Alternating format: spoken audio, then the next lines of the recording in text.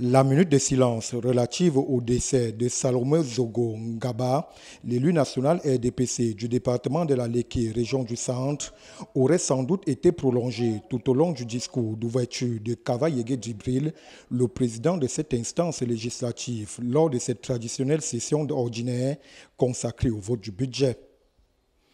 Un propos quelque peu creux, sans véritable fond du président de la Chambre basse, dont les mots n'ont malheureusement pas abordé les nombreux mots qui minent le Cameroun d'aujourd'hui. Une grammaire dans laquelle trônent comme d'habitude les actions éclairées, la vision prophétique et la sagesse hors du commun des mortels du président de la République Paul Biya, l'homme de toutes les réussites. La calme totale, énergie 2021 s'inscrit bien dans la logique du grand destin dont le rêve du Cameroun Paul Biya.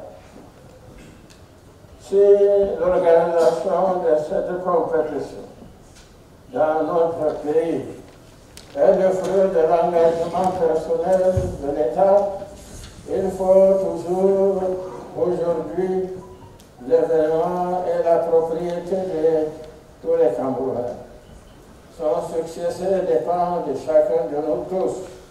Des louanges à l'endroit du numéro 1 camerounais pour planter le décor des 30 jours de travaux des députés de la nation, invités au cours de cette rencontre à valider de façon unanime le budget 2022, ceci alors que les documents y relatifs ne sont même pas encore mis à la disposition des élus nationaux à l'ouverture de ces échanges unilatéraux.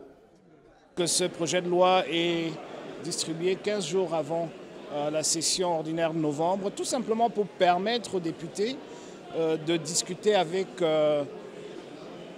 les habitants de leur circonscription, les contribuables de leur circonscription, pour pouvoir débattre et prendre leur feedback pour mieux, comment dirais-je, soutenir leur point de vue, pour mieux défendre leurs intérêts dans ce projet de loi. Ça n'a pas été fait.